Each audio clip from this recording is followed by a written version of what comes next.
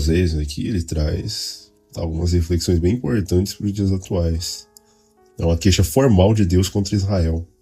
E daí, para entender a profundidade desse texto, no caso não só o capítulo em si, né, mas olhando aqui o capítulo 4, versículo 10, você vê uma sociedade onde não há verdade, não existe amor, e, assim, por consequência, não tem conhecimento de Deus. E aí ele vem e entra com essa frase, né? Comerão e não se fartarão. Entregar-se-ão a sensualidade, mas não se multiplicarão porque deixaram de atentar ao Senhor. Então, ao mesmo tempo que eles comem, não se saciam, se entregam à sensualidade, quer dizer, muito sexo, muito liberalismo nesse sentido, mas não se multiplicam. Não se multiplicam, porque deixaram de atentar ao Senhor, né?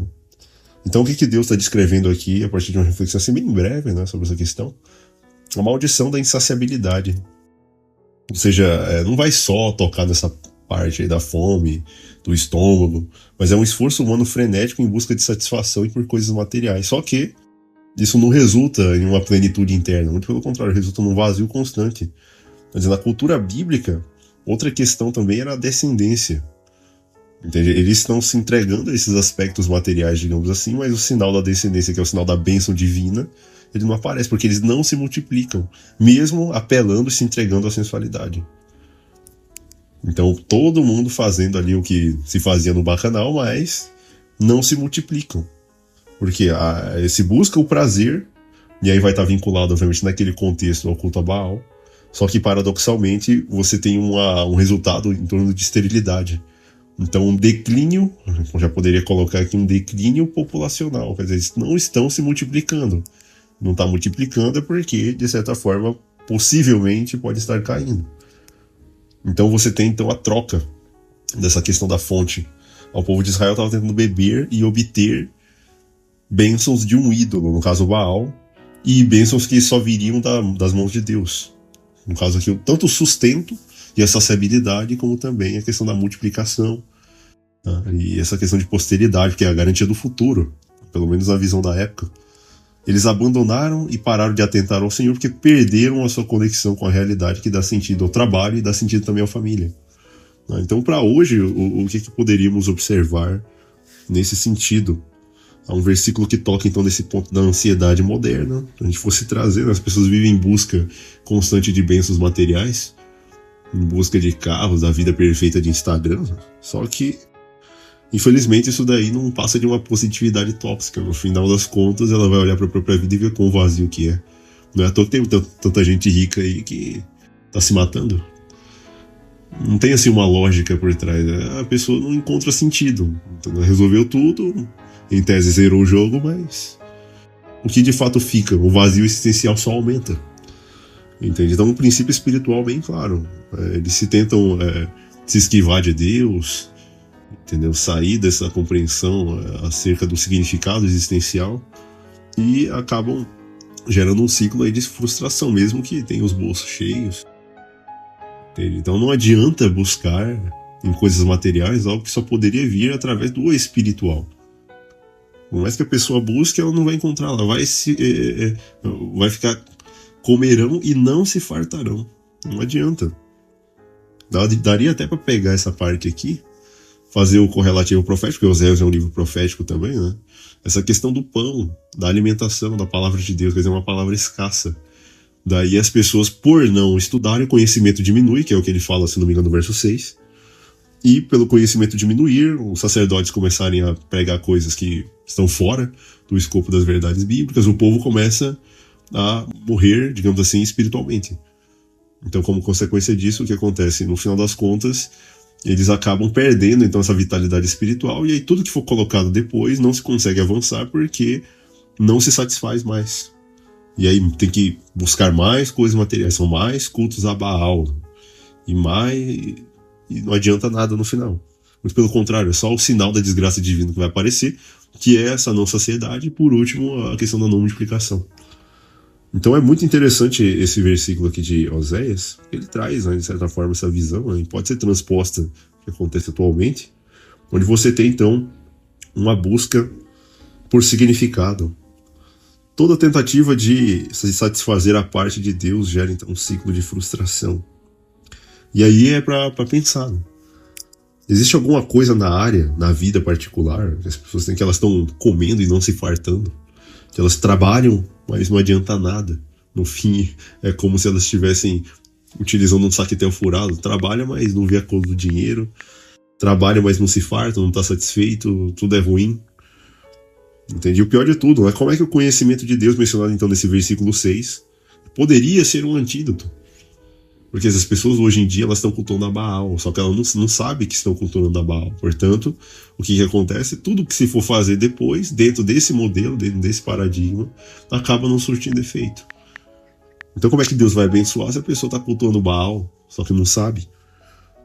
Aí a importância então de entender esse simbolismo de Oséias. Tá? Existem de fato paralelos bem interessantes nessa questão, se a gente for analisar hoje, porque tu tem uma economia onde as pessoas são cada vez mais forçadas, então essa busca pelo que é material, toda uma pressão psicológica em cima, a questão de exclusividade, de exclusão também, e tudo isso em cima então dessa ideia de você procurar se adequar ao estilo de vida, que é muitas vezes propagado aí pelas mídias sociais, etc. A questão não é ferramenta, é uso, simplesmente isso. Então, que paralelos poderiam ser, então, observados? Veja que Oséias, no capítulo 4, ele descreve tudo isso, essa questão de comer e não se fartar, de se entregar à sensualidade e não se multiplicar, né? Como um tipo de juízo espiritual sobre Israel, que, infelizmente, reverbera aí, né, passando lá do passado e trazendo para hoje. Então, onde você tem uma economia onde as pessoas elas estão num ciclo consumista, elas mesmas consomem e são consumidas. Então, o marketing moderno que vem de ideia de sempre o próximo produto, quer dizer, você está insatisfeito com o que você já tem que ir próximo, tem que estar na moda, e a pessoa não percebe que o culto a Baal está ali muito bem virtualmente introjetado, embora não precise do ídolo lá, que tinha no passado, mas é parecido. Os cultos a Baal envolviam esse aspecto materialista. É uma economia que depende da obsolescência dos produtos e depende também que a ansiedade e o sentimento de vazio sejam constantes, porque é para consumir mais e continuar. Entendeu? Aqui não é contra o consumo, mas contra o tipo de objetivo, o tipo de busca de satisfação que obviamente se encontraria em Deus, mas que tem que utilizar esses paliativos, essas coisas materiais para poder tentar preencher, o que não vai acontecer assim na prática. Então é um ponto bem importante esse paralelo, onde você tem Oséias mostrando ali no livro que como eles abandonaram a Deus, então não adianta, tudo que vocês buscarem, depois eles vão comer, não vão se fartar, vocês podem se entregar à sensualidade, mas só que a produtividade, a questão do aumento populacional, isso daí vem de Deus, de seguir o que Deus diz, não de seguir o que Baal está dizendo.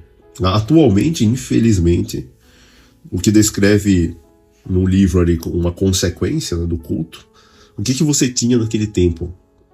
O culto a Baal geralmente envolvia o quê? Uma ritualística, a busca pela fertilidade, só que sem um compromisso espiritual com Deus, que é assemelhado hoje ao que a gente tem. Então o que as pessoas fazem aí, mesmo dentro das igrejas, estão cultuando a Baal, eles estão buscando procurar realizar as coisas segundo as ideologias mundanas, e não segundo a ordem que foi estabelecida na Bíblia. E o pior é que tem critério objetivo, mas só que, infelizmente, a cultura e a forma como essa Bíblia é ensinada acaba gerando esses problemas. Por que o ponto da natalidade aí poderia ser colocado nesse sentido? Veja que o texto bíblico ele traz essa conexão entre sexualidade, essa parte aí, né? Eles se entregarão à sensualidade aí, mas não se multiplicarão. E aí vem trazendo que o propósito original de Deus era a união e a procriação. Como eles a deixaram o Senhor, então, portanto, eles se tornam estéreis. Pode fazer o bacanal à vontade, que isso não vai adiantar. Entendeu? A busca simplesmente pelo prazer imediato torna os filhos vistos como um custo de um empecilho à liberdade pessoal. Aí decresce. Entendeu? Aí decresce natalidade. Justamente porque agora o filho é um empecilho a essa libertinagem pessoal, dada a satisfação própria que a sociedade moderna acaba incidindo, essa visão em cima das pessoas comuns. Então, o que acontece? Um individualismo grande, a busca pelo imediato, e aí no fim a desilusão, porque sem o fundamento que é a fidelidade ou a aliança que simplesmente é colocado ali pro povo de Israel, né? Hoje em dia é a aliança com Deus, né? A nova aliança. As pessoas abandonam isso, e aí todos os seus relacionamentos se tornam frágeis. E a insegurança impede, então, a construção de famílias. Mas por que as estatísticas demonstram que o número de divórcios entre cristãos e não cristãos é praticamente o mesmo, e é crescente? Cada vez, ano após ano, o tempo médio de duração dos relacionamentos cai, não tem assim uma substância. Em algumas outras regiões, muito pelo contrário. O número de casamentos, ele cai, e o número de divórcios que já estão, ele aumenta. Entende? Tudo porque as pessoas estão buscando a sua própria satisfação. Não, eu tenho que me sentir feliz e não sei o quê. E aí qualquer pequeno detalhe é motivo de término. Não se honra a instituição nesse sentido, porque ela não tem validade atual, não tem incentivos. Tanto incentivos estatais como incentivos pessoais, né, dentro dessa visão individualista, para você tentar manter alguma coisa, alguma base ou estrutura sólida.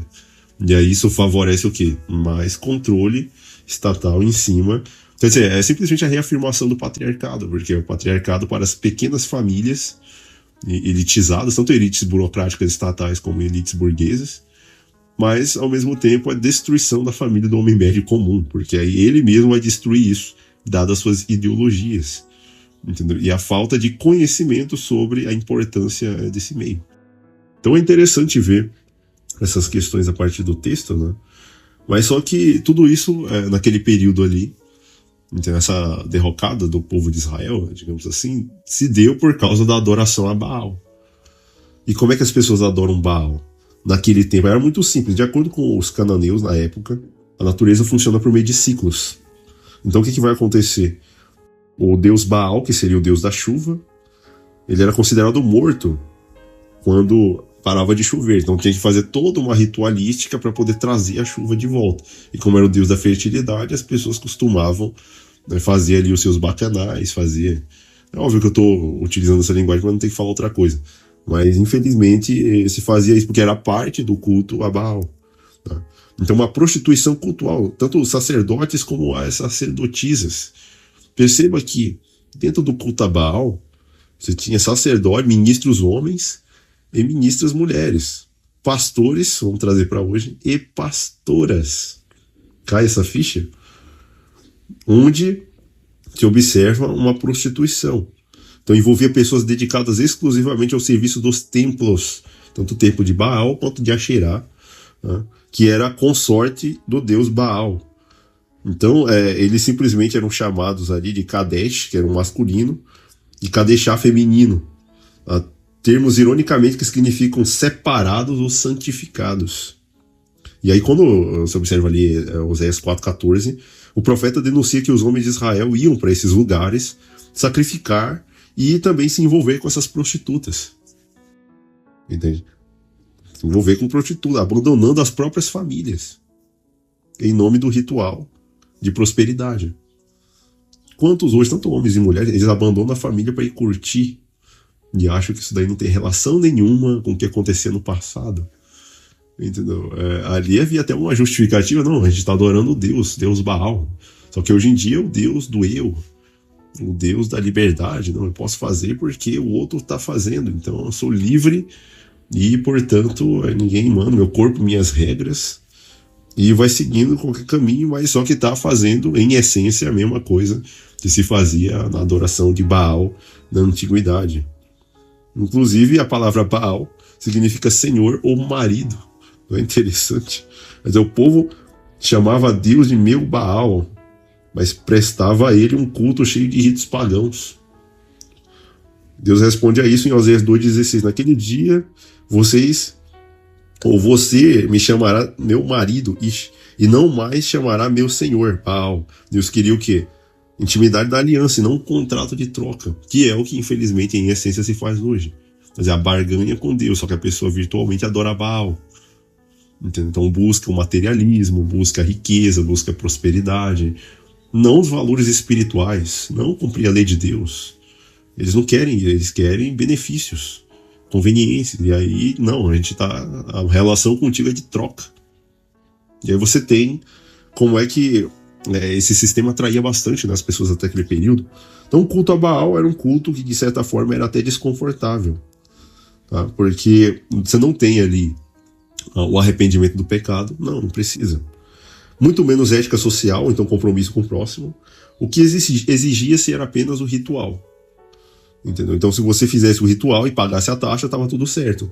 Você tinha garantia da chuva. Hoje em dia, não, você paga o dízimo aqui, Deus vai te abençoar. E pronto. Não precisa de compromisso, não precisa nada. E aí depois o pessoal vem dizer que não estão adorando Baal atualmente. O pior é porque se abandona o verdadeiro Deus por um conceito filosófico chamado de trindade. E isso daí não é Baal, não é barganha, troca. Então, se a gente fosse sumarizar então, essas práticas lá do capítulo 4, se fazia geralmente nos sacrifícios a Baal automutilação. Era básico. Tanto que Elias viu que os profetas de Baal, quando estavam clamando ali para que mandasse fogo, eles se cortavam, se retalhavam com facas para atrair a presença de Baal. Entendeu? Além da automutilação, sacrifícios e também símbolos fálicos. Ou seja, colunas de pedra e postes de madeira, que representavam a união, então, sexual com as divindades. Se usava isso, né, naquele período lá, era até um negócio um tanto estranho. Se a gente fosse trazer o culto de Baal para hoje, o que as pessoas em tese estariam fazendo? Uma religião de performance e não de pragmatismo. Então o culto a Baal era uma ferramenta para obter sucesso financeiro. Quantos hoje vão à igreja, por isso que é tão popular assim?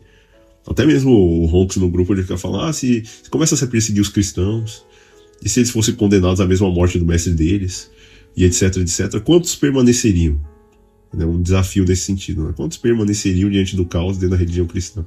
É justamente porque a religião se tornou popular, tá? Sem o caráter, mas mantendo formas para atingir outros objetivos, e você encontra então essa questão da instrumentalização cristã para o sucesso financeiro. Entendeu? Jesus foi rico. É só olhar o exemplo prático dos apóstolos. Eles sempre falam, não, porque o Senhor é o rei do universo. Não, você tem que observar o exemplo das pessoas que viveram. Quem era João Batista? Quem era o Elias? Quem que era Eliseu? Quem era Jesus? Que ele dizia que não tinha nem onde reclinar a cabeça. Que instou os discípulos várias vezes, não precisa levar isso nem aquilo. Não procurem o que é terreno, ajudem tesouros no céu. E as pessoas querem continuar mascarando no cristianismo a busca então pelas riquezas materiais. Quando na verdade quem ofereceu principados e governos e riquezas foi o diabo que ofereceu isso a Jesus. Porque é muito mais fácil, o próprio Jesus disse, é muito mais fácil uma pessoa rica não entrar no reino de Deus. Entendeu? Então é muito simples se observarmos os exemplos, mas não, a religião ela é uma religião de performance. A mesma coisa que se fazia na religião que adorava Baal, naquele tempo de Israel. Então, não estamos interessados em arrependimento de pecados, no caráter, em cumprir a lei de Deus, não. Aqui é manter a forma, o rito. E aí, se você fez, tem a bênção. Se não fez, não tem. Entendeu? Quantos aí tentam comprar a Deus, como se Deus fosse banco? Não, você tem que abençoar a igreja com seus bens, etc, etc. E aí depois Deus vai te recompensar. Vai trazer bênção sobre a sua vida. E aí, curiosamente, eles dizem que não guardam sábado, né? Porque não tem uma ordem expressa no Novo Testamento, mas só que, infelizmente, eles cobram um dízimo, que também não tem. Uma baita de uma hipocrisia. Por quê? Porque tem que manter os ganhos e a Hilux deles. E os líderes fomentando esse sistema, que eles dizem que estão adorando a Deus, mas estão adorando Baal. Estão fazendo tudo isso nesse sentido. Tá? Desconstrução e descontinuidade entre sexo, afeto e vida.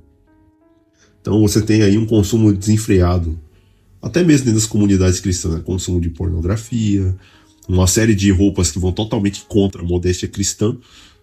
Tá? Então, desde o conceito bíblico de nudez, inclusive Pedro, né, quando foi ter com Jesus, ele teve que se cobrir, né, usar cotonete normal, entendeu? Teve que se cobrir porque estava nu, então não significava que ele estava sem nada.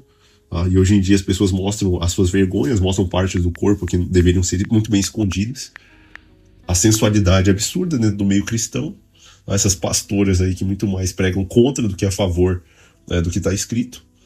E simplesmente qual que é o resultado? Assim como nos tempos de Oséias, a sensualidade ela não gera multiplicação real. Então se na base os próprios líderes não estão respeitando o princípio, o que se dirá para os seus membros? Entendeu? Porque o líder, o membro não vai além do líder.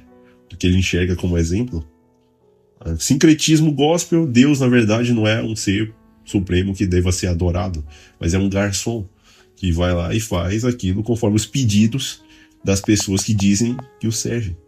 Então Osés denunciava que o povo de Deus, e chamava inclusive Deus, né, de Baal, mas só que agia como um povo pagão.